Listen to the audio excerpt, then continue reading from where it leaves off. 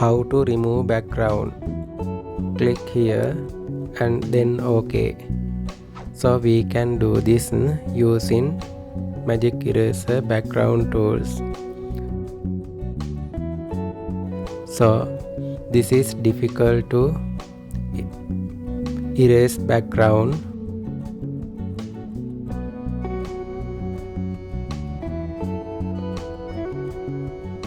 We can use simple method to do this. So go to Windows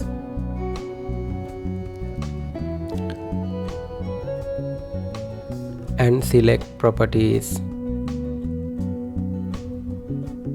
and click Remove Background. It takes 5 seconds.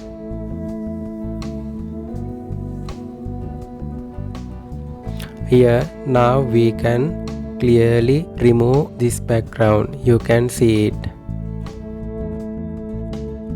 See you next lesson. Thank you.